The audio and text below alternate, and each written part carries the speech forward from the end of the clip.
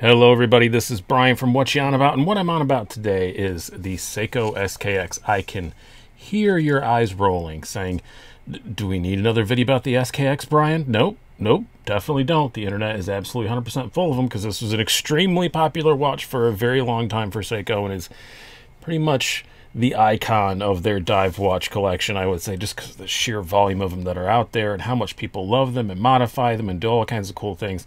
But what I want to talk about is how I came to frickin' love this thing. It's a little bit of a story, I guess, a little bit of a love story, whatever you want to call it. When I first got into Seikos, which was pretty much the beginning of my watch collecting adventure, I guess, for lack of a better term, I was into much more modern stuff, even though this isn't that old, but it definitely has some old characteristics. I got things like the first real proper Seiko diver I got was the Monster. This is the newer generation one. I haven't been into watches for that long, so it is one of the newer generation Monsters, and I really like it a lot. It changes straps all the time. It is one of my most worn watches. I still love the Monster a whole lot. My old eyes, I actually don't mind the candy bar that I know people complain about on the little Cyclops thing, but I don't mind it. Then I moved on to a Samurai, partly because I just wanted something orange, and this came up for a really good deal from a very good friend of mine. Thanks, Dirk. And it came with the Heavy Bracelet and stuff from Strap Code. And I liked this a lot too. It's a bit big and chunky, but I still like it a lot. This was what was on my wrist today before I started this video. And then finally, another time I got a screaming good deal on this in the used market. I buy most of my stuff used, honestly. This is a Seiko Turtle, the 775. Again, on a Strap Code bracelet. And I really like it a lot as well. But I was kind of just happy with these, and I just didn't see the whole appeal about the SKX. I mean, I don't mind the hacking. I don't mind the lack of hacking on the 7S26 movement that's in these, which is a really old-timey movement compared to the 4Rs in these, which are getting a bit long in the tooth, to be honest with you. But it was the lack of hand winding, having to do that Seiko shuffle all the time. I still have an SNK 809 Seiko 5, and it gets annoying sometimes, and sometimes it isn't wound up enough, and you go to bed at night and you wake up in the morning and it's dead, and it's just kind of annoying. So I really wanted the hand winding. The lack of hacking doesn't bother me because I have not needed to be that precisely on time for anything in at least 20 years. So I really don't care that much about lack of hacking. I don't hack any of my watches. They're set approximately to roughly the minute, and that's all I care about. But I just didn't get the price of them. They were like, what, $150 when they first came out. They were like $250 when they were discontinued. By the time I started looking at Seikos, they were like $350, $400. Now they're $450 or $500. I just didn't understand it. I did buy the newer generation, the 5KX as everyone calls it, the Seiko 5 Sports with a 4R35 in it. And it was okay, but I got completely the wrong one. I got the totally blacked out one, and you couldn't even read the thing. It's a dumb model. I don't remember which reference number it was, but yeah, and the loom barely worked because they put black over top of the loom. It's a dumb model of that watch. I don't hate that watch, but having had one and felt it, just taking out of account the difference in the very poor spec I chose, I still infinitely prefer this. And let me explain why. So I got it really, really cheap. I didn't have to pay that $350 or $400. We'll talk more about that here in a minute, about the prices that they are now. But I got it in a trade, I think, with the guy. I can't remember how I got it. Anyway, I know if I either bought it or got it in a trade. I know I only had about 150, 170 bucks into it. So I was very happy with that price. And the guy I got it from, this is an SKX 009, by the way, if you couldn't tell by the Pepsi. The 007 is slightly more popular. That's all blacked out. Not all blacked out, but, black dial, black bezel. Yeah, he made me promise. He said, don't be like everybody else and put a big heavy bracelet on it. It came with the bracelet, as the 009s do. So it's got the jangly Jubilee bracelet. The end links aren't on here right now because I took it out of the little bag it was sorting, because I don't use it super often, but I do use it sometimes. It's jingly and jangly, but I don't hate it. It's really light, but he said, don't put it on a heavy bracelet like everybody else does. Wear it light. So I immediately got this. This is a Blue Shark Pajama Strap, a little stretchy thing. I love these. They are stretchy, but they have enough tension that even on a heavier watch, I occasionally use one on my Omega Seamaster, and it handles that fine. These are great straps, very appropriately named the Pajama Strap, because they are super comfortable, and I do like them a whole lot, and it matches and it looks good. But stuck to what he wanted. I haven't put a heavy bracelet on it. I've just worn it on this, and since I put it on this, I wear it on this most of the time. Like I said, occasionally I'll put the bracelet back on just out of curiosity. But I also initially intended, I thought, oh, well, watch modding. I've never been into watch modding. I want to figure out how to do all that. I have some of the tools for it. The SKX has an infinite amount of modifications to put on it. So I thought, yeah, I'll probably mod it. And I almost ordered, before I got the watch, I was going to order a new bezel and a new bezel insert with a second time zone, because I really do like having that. I communicate with people in Europe all the time. That would actually be kind of handy. But the condition of the watch was misrepresented to me in the best possible way. He said it definitely shows some signs of use. So I thought, okay, modding is an even better idea. And the money I was paying for it, I was fine with that. But it came here and it's perfect. There is not a scratch I could see on this when I got it. I've added a couple since, but I didn't want to mess with it. If it gets beat up, maybe I'll do it. Maybe someday I'll get another SKX if I can get it again for a good price and do that. But this was in such good shape, I just didn't want to mess with it.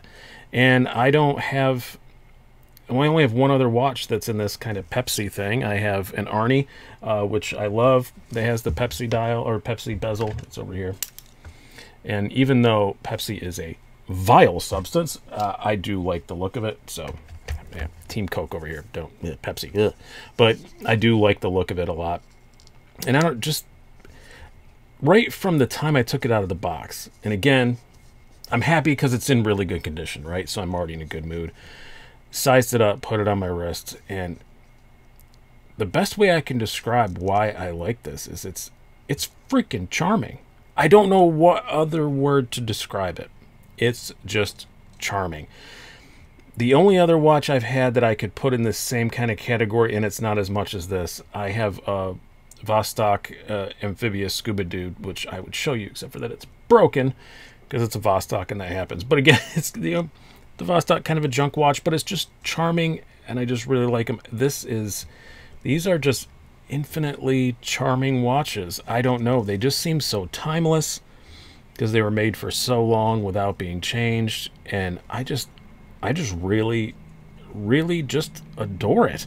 And it is on my wrist a lot. With this, it's very light, and I really like it. Yeah, you gotta do the Seiko shuffle. That's annoying, and I've had a couple times where I woke up in the morning and it wasn't running. But that's on me as much as it is the watch. It never quits like during the day when you're up moving around. And it's, pretty bulletproof. If it gets dropped, these are pretty tough as far as that goes. And I'm going to take it off of the strap here just for a moment. I just love the contours of the case. I think it's just beautiful. I like the little marking on the case back is cool. I don't know. The crown feels really good. This one is fairly lined up. Not bad for a Seiko. the chapter ring is pretty dead on, but yeah, the bezel's a bit off, but it's a Seiko. That happens. It just wears really nicely, especially on the strap. Let me get it back to where it was supposed to be. I have it upside down because I'm a doofus. And this is live TV. Here we go. So put this puppy on and show it to you on wrist really quick.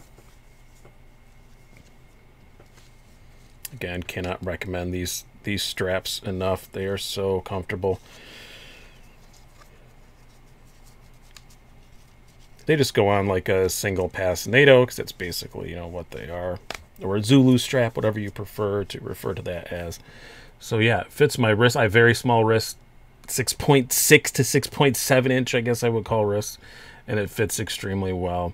And again, it's light, it's unobtrusive. It's just one of those watches that I just, if I see it, I grab it. If I have nothing else like planned for the day, if I'm not trying to match something to something, as a lot of you guys know, I also have a knife channel. I often try to match my watch to my knife because I'm a weirdo.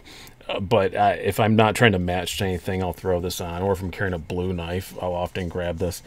I really, really like it. It's just pure Seiko. To quote the movie that I'm obviously trying to pay an homage to in the title to this video, Mandrake, you ever wondered why I drink only distilled water or rainwater and only pure grain alcohol? This is the pure grain alcohol of the Seiko diver lineup. That said, would I pay... I think I saw one on Amazon a while ago for $486. Would I pay that? Hells to the no, I would not pay that for one. Keep an eye out on the used market. You're going to be able to find them pretty cheap, especially if they have a little bit of wear to them. As long as the case isn't messed up, and even if the case is messed up, honestly, you can buy new cases for these. You can just build a Seiko SKX from parts. It is not hard to do. You could probably do it for the $486 that people are asking for an original one. I haven't priced it out, but I'm betting you can. If somebody wants to go through that exercise and put in the comments, let me know. But yeah, you could probably just build one for the price that some people are charging for new old stock versions of this. It's been out of production for quite a little while when it was discontinued. But no, I would not pay that for it. But keep your eye out. If you find one's a little dinged up, easy to modify, no problems there. You can replace all the parts on it. I'm going to do nothing to this one. Just because I said it's got the hard light crystal, it's completely bone stock, but there's nothing wrong with it. It doesn't have a mark on it. I'm going to keep my eye out for a 007, you know, that's all black, or maybe even a 013 that's a smaller version. Not as easy to modify, but I would kind of like to maybe get a 009 and do all the mod stuff to it, just to have done it. I don't know if it's something I'd even wind up keeping in the end, but just as an exercise, just to see if I could do it, if my patience can handle it, and if my eyes can see what I'm doing on these tiny little things. But yeah, I do really like it. Now, there are lots of wars in the forums and stuff about the price of these, and I've made my opinion. There's no fighting in the war room. There, I squeezed in one more reference. But yeah, I do love the SKX. Once I just finally let go of my modern watch collector mindset, even though this is still technically a modern watch, but you know, I only liked new stuff. I always wanted the new version. I never wanted the old version of stuff, even if it was arguably better. That's why I went with the 5KX instead of one of these right off the bat, because I just thought, no, I want the newer one, the better one. It's not better. It just doesn't have the charm of this. It doesn't have the soul that the SKX does. I know that's a stupid, unquantifiable thing, but this isn't meant to be a review. Just for me, SKX has some soul that I don't think any of these, which are arguably better watches, and I wear a lot. The Turtle's close to it for me, but that's the only one in the same kind of, you know, realm of the other Seiko divers that I wear a lot. They just don't have the soul. And I also do have one more Seiko diver that's unfortunately in the shop at the moment. It's broke. It's off at Seiko getting fixed. So I have SPB 147, the 62 Moss reissue in them. Yeah, Seiko done wrong when they put that thing together. It's getting taken care of. I'll do a video about it when I get it back and explain what happened to it. But yeah, I don't know. I just like the personality of this. I've been the same way with knives that I have. You know, there's some knives that are arguably not as good as their competitors, but they just have that little bit of soul to them. And that's how I feel about the SKX. So I hope you guys have enjoyed this video. It's rambling a little bit and making weird old movie references. But if you've not watched Dr. Strangelove, what are you doing with your life? It's one of the best movies ever made. Definitely in my top 5. So now that you've wasted 15 minutes watching this, go waste a couple hours and go watch Dr. Strangelove. I've been Brian. Have a good one.